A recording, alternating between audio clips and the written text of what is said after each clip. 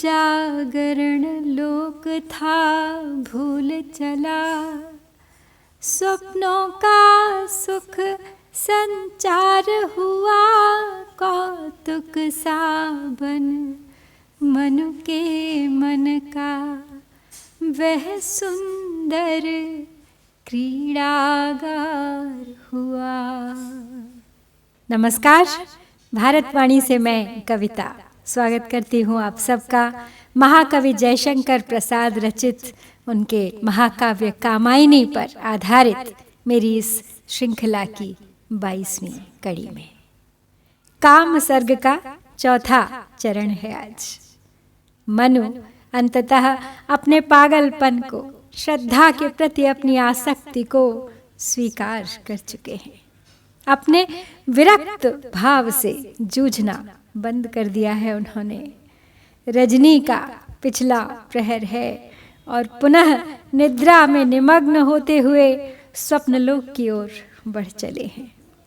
अपने अंतर में छिपी अतीत की कुछ धुंधली स्मृतियों से विचरते हुए वर्तमान की कल्पना में, नवीन सृष्टि के सृजन की कल्पना में आप पहुंचे हैं।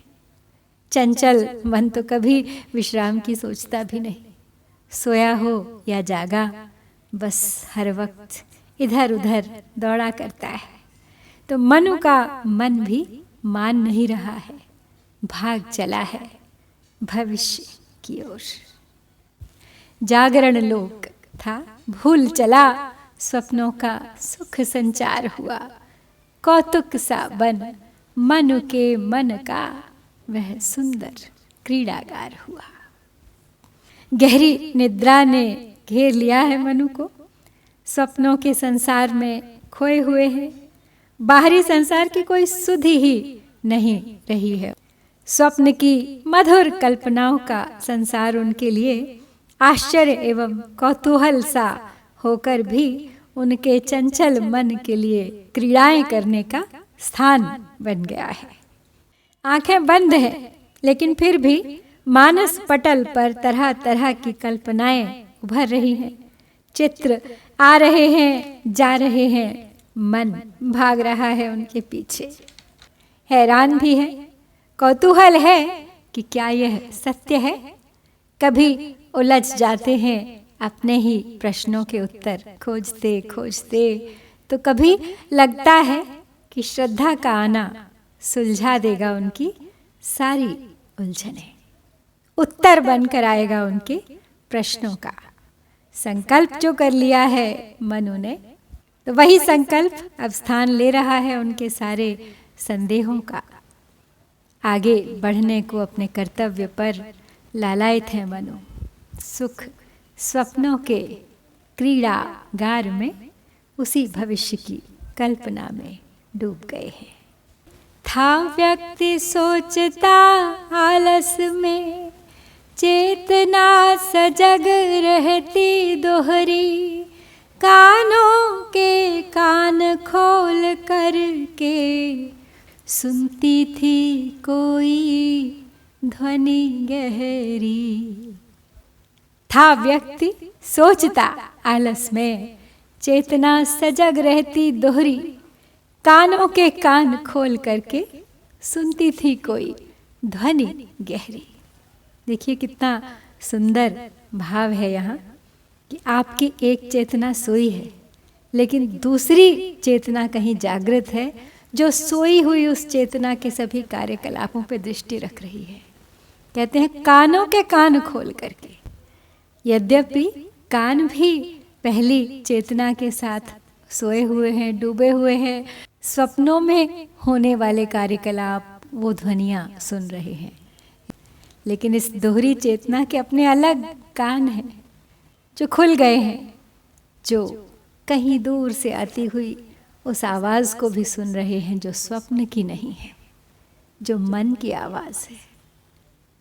वही मन जो जागरण और सुषुप्ति दोनों को संभाले हुए है, दोनों की लगाम कसे हुए है। वास्तव में आपने भी अनुभव किया होगा कि जब मनुष्य आलस्य में कुछ सोचता है तो उसकी चेतना दोहरी होकर जागृत रहती है। और दोनों अवस्थाओं का ध्यान रखती है। हमारा अवचेतन मन स्वप्न दिखाता है, लेकिन दूसरी चेतना हमें उसका आभास दिलाती रहती है। हम जानते हैं कि ये स्वप्न है, फिर भी उसमें रमे रहते हैं। कुछ है जो रोकता रहता है जागने से, उसे स्वप्न मानने से। तो इसी प्रकार जब मनु आलस्य में पड़े हुए सोच रहे थे, तो उनके उन कानों के वो दोहरे कान खुल गए और अचानक उन्होंने बहुत ही स्पष्ट वाणी में किसी को बोलते हुए सुना। प्यासा हूं मैं अब भी प्यासा, संतुष्ट ओघ से मैं न हुआ, आया फिर भी वह चला गया, तृष्णा को तनिक न चैन हुआ। प्यासा हूं मैं अब भी प्यासा, संतुष्ट ओघ से मैं न हुआ, आया फिर भी वह चला गया, तृष्णा को तनिक न चैन हुआ। तो श्रद्धा का स्वप्न लेकर सोए थे मनु, और अवचेतन मन में बसा श्रद्धा के प्रति प्रेम और आकर्षण का भाव बलवान हो चुका था। अब उसे रोकना संभव नहीं था। मनु भी अब कोई प्रयास नहीं करना चाहते थे उसे रोकने का। मन ही मन श्रद्धा को स्वीकार कर चुके थे जीवन संगिनी के रूप में। तो उनकी दोहरी चेतना ने शायद पढ़ लिया है उनके मन के भावों को, और अचानक वो जागृत हो उठती है और उनके कानों में पड़ती है कामदेव की वाणी। काम मनु को दे रहे हैं अपना संदेश कि केवल कल्पना काफी नहीं है प्यास बुझाने के लिए। अब भी प्यासा हूं मैं, और मेरी इस पिपासा को शांत करने के लिए तुम्हें इस स्वप्न से जागना होगा। यद्यपि देव सृष्टि में वासना की बाढ़ आ गई थी, जो प्रलय के कारण बह गई, लेकिन उस वासना की बाढ़ से मेरी तृष्णा, मेरी कामना बुझी नहीं। मैं अब भी अतृप्त हूँ, मेरी तृप्ति नहीं हुई, मुझे चैन नहीं मिला, मुझे शांति अब भी नहीं मिली, मेरी लालसा अभी भी उतनी ही तीव्र है। देवों की सृष्टि विलीन हुई, अनुशीलन में अनुदिन मेरे, मेरा अत्याचार ना बंद हुआ, उन्मत्त रहा सबको घेरे। देवों की सृष्टि विलीन हुई, अनुशीलन में अनुदिन मेरे, मेरा अत्याचार न बंद हुआ, उन्मत्त रहा सबको घेरे। तो काम की वाणी जो है वो अभी भी मनु के कानों में गूंज रही है, याद दिला रही है मनु को उनका अतीत, किस प्रकार देव जाति का विनाश हुआ काम वासना के कारण। नष्ट हो गई समग्र सृष्टि, सदैव काम के ही चिंतन अनुशीलन के कारण, अर्थात काम के अनुकूल आचरण और उसके सतत अभ्यास के कारण। काम स्वीकार करते हैं कि मैं उसका उत्तरदायी हूँ, जानता हूँ और मानता भी हूँ, क्योंकि मैं स्वयं मतवाला होकर देवों के हृदय में वासना जगाता हुआ रात दिन घेरे रखता था, और मेरी यह अनुचित कार्यवाही अंत तक बंद नहीं हुई थी। और अंत क्या हुआ तुमसे छिपा नहीं है, और उसी अंत का तुम भी तो परिणाम हो। तुम्हारा तप उसका फल है, और शायद यही कारण है कि तुम मेरा इतना प्रतिकार कर रहे हो। उनकी डोर सबकी मेरे हाथ में थी, मैं जैसे चलाता था वैसे चलते थे, मैंने अंत तक ढील नहीं दी, मेरा अत्याचार बंद नहीं हुआ, देवों से अपने अनुकूल आचरण करवाता रहा। और फिर तो सब जानते हैं कि अति का क्या परिणाम होता है, और उस अति के कारण हुआ प्रलय, जिसने तोड़ दिया वो सारा ताना बाना। मेरी उपासना करते वे मेरा संकेत विधान बना, विस्तृत जो मोह रहा मेरा, वह देव विलास वितान तना। मेरी उपासना करते वे मेरा संकेत धान बना। विस्तृत जो मोह रहा मेरा, वह देव विलास वितान तना। प्रसाद जी कहते हैं कि काम भाव जब आता है मन में तो रुकने का नाम नहीं लेता। मन, मस्तिष्क, शरीर सब उसके वश में हो जाते हैं। वो जैसा चाहता है वैसा ही सोचने पर बाध्य कर देता है मनुष्य को। और देवताओं को तो काम ने अपना उपासक बना दिया था, कहीं कोई प्रतिकार का मार्ग ही नहीं छोड़ा था। एक तो वे देव थे, अहंकार भी था, अधिकार भी थे, वर्चस्व भी और रूप सौंदर्य भी, तो फिर भला वे रोकते भी क्यों स्वयं को उस काम वासना की बाढ़ में बह जाने से। काम स्वीकारता है इस सत्य को, कहता है कि मेरी प्रेरणा का अर्थात मेरे प्रत्येक संकेत का वो कानून की भांति पालन करते थे। और मेरा जो विस्तृत मोह था वही उन देवताओं के लिए विलास वैभव के चंदोवे के समान फंसा हुआ था। अर्थात मेरा जो मोह था उससे तो वो छूट ही नहीं सकते थे, क्योंकि वह तो विलासिता की, प्रमाद की एक चादर की तरह उसे ओढ़े रहते थे सदा।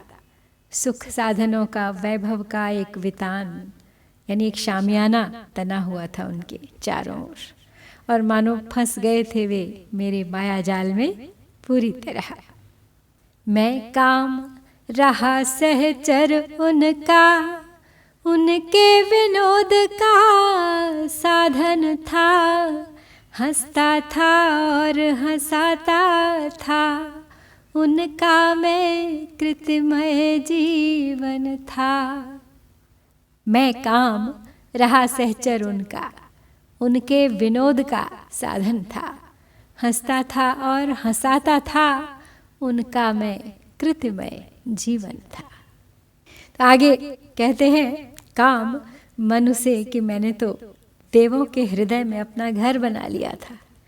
उनके घर के मंदिर में भले ही कोई भी अन्य ईश्वर या शक्ति विराजमान हो, लेकिन मन के मंदिर में मैंने अपनी जगह सदा के लिए सुरक्षित कर ली थी। उनका सहचर था मैं, हर वक्त हर जगह, सोते जागते उठते बैठते।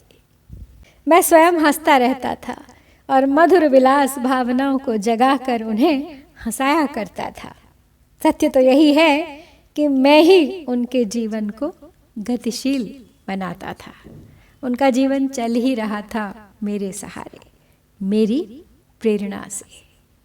जो आकर्षण बन हंसती थी, रति थी अनादि वासना, वही अव्यक्त प्रकृति उन्मीलन के अंतर में उसकी चाह रही। जो आकर्षण बन हंसती थी, रति थी अनादि वासना, वही अव्यक्त प्रकृति उन्मीलन के अंतर में उसकी चाह रही। तो काम अब खोलते हुए अपनी क्षमताओं का राज बताते हैं मनु को कि मैं अकेला ही यह सब संभव नहीं कर पाता। मैं तो केवल अभिव्यक्ति हूँ उस भाव की जो मुझ में भीतर ही भीतर प्राण संचारित करती है। वो शक्ति मेरी अंतर शक्ति है, मेरे हृदय में बसी अनादि वासना, मेरी जीवन संगिनी रति है। वो देवांगनाओं के मुख पर झलकने वाली आकर्षण शक्ति, जिसकी एक झलक काफी थी देवों को मुग्ध करने के लिए। उनकी मधुर मुस्कान को प्रेरणा देने वाली वो सतत ऊर्जा कोई और नहीं बल्कि मेरे भीतर बसी मेरी अर्धांगिनी रति है। वही रति जो सूक्ष्म से स्थूल सृष्टि की रचना करते समय ब्रह्मा के भी मन में विद्यमान थी, जिसके कारण संपूर्ण सृष्टि विकसित हुई। मेरी अनंत शक्ति है रति, वो अनादि वासना जो रच सकती है एक नया संसार। शायद कहना चाहते हैं मनु से काम कि जिस नवीन सृजन का दायित्व है उनके ऊपर, उसे पूर्ण करना कामदेव और देवी रति की सहायता के बिना संभव नहीं। और शायद देवों का अतीत बताकर यह भी समझाना चाहते हैं कि काम का दास नहीं बनना है उन्हें, लेकिन काम को अपने जीवन में स्वीकार अवश्य करना है, एक अतिथि के समान। हम दोनों का अस्तित्व रहा उस आरंभिक आवर्तन सा, जिससे संस्कृति का बनता है आकार रूप के नर्तन सा। हम दोनों का अस्तित्व रहा उस आरंभिक आवर्तन सा, जिससे संस्कृति का बनता है आकार रूप के नर्तन सा।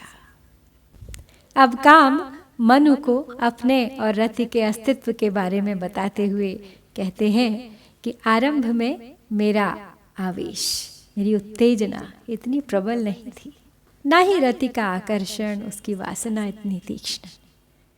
एक आवर्तन मात्र सा था, एक दूसरे के आगे पीछे जैसे एक चक्र घूमता है, और वास्तव में इसी आवर्तन से बना सृष्टि का वो आकार जो है, और इसी आकार की संरचना का जो नर्तन था, उससे प्रकट हुए नाना प्रकार के पदार्थ, और वो भी सब उसके संग बराबर नर्तन में रत थे। एक निरंतर सृजन का नर्तन चल रहा था, हर पल कुछ नया घटित हो रहा था, कुछ नया रचा जा रहा था। सुनकर ये सारी बातें धीरे धीरे मनु के हृदय में भी अवश्य ही काम घर बना रहा है, और श्रद्धा के रूप में पदार्पण हो रहा है वासना का, और प्रेरणा समक्ष है एक नवनिर्माण की। जैसे पहले सतयुग को रचा था दोनों ने मिलकर, प्रलय के बाद फिर पुनरावर्तन का समय है, फिर एक बार रचना है सतयुग, उन्हें फिर दोहराएगा इतिहास स्वयं को, और जिसके रचयिता बनेंगे श्रद्धा और मनु। उस प्रकृति लता के यौवन में, उस पुष्पवती के माधव का मधुहास हुआ था वह पहला, दो रूप मधुर जो ढाल सका।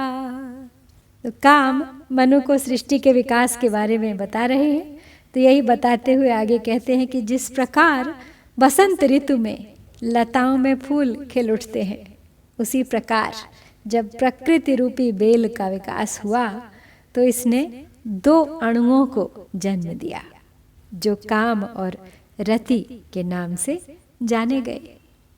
संपूर्ण सृष्टि उन्हीं दो अणुओं का खेल है, और साइंस की भाषा में protons, electrons, positive negative charges, चाहे उन्हें रति और काम कह लीजिए, उन्हीं का परस्पर आकर्षण, अट्रैक्शन ऑफ द ऑपोजिट्स, यही है संपूर्ण सृष्टि की संरचना का आधार। कुछ सोए से, कुछ जागे से मनु सुन रहे हैं अपने मन के भीतर से काम की आवाज़, समझने का प्रयास कर रहे हैं काम के संदेश का अभिप्राय।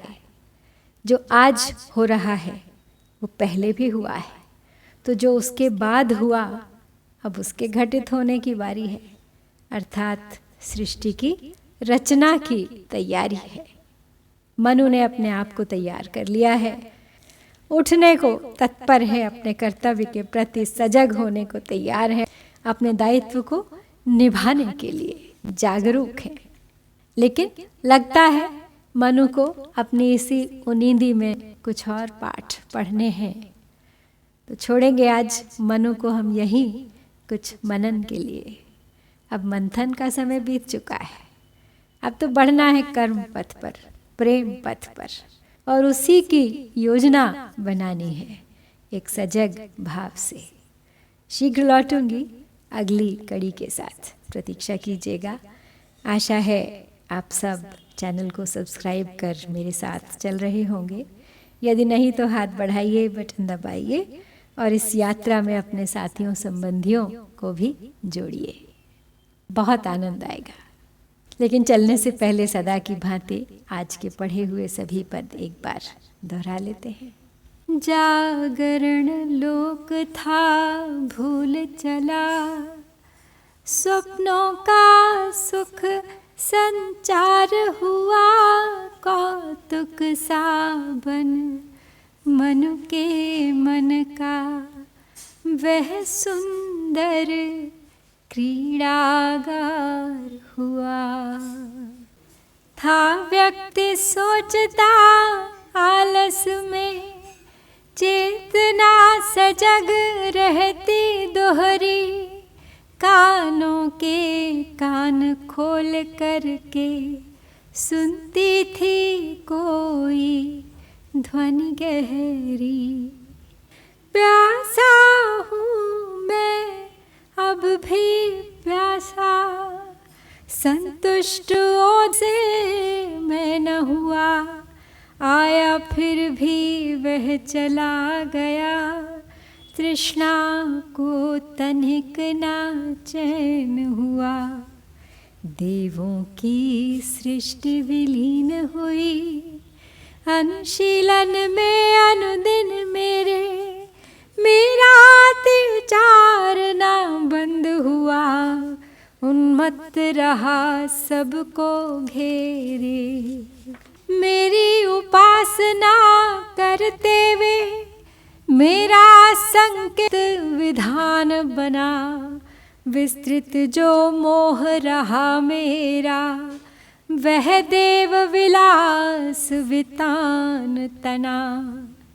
मैं काम रहा सहचर उनका, मैं काम रहा सहचर उनका, उनके विनोद का साधन था, हंसता था और हंसाता था, उनका मैं कृतिमय जीवन था।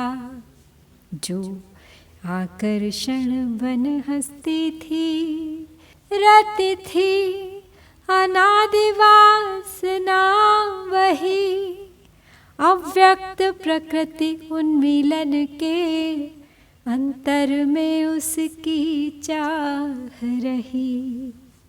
हम दोनों का अस्तित्व रहा उस आरंभिक आवर्तन सा, जिससे संस्कृति का बनता है आकार रूप के नर्तन सा।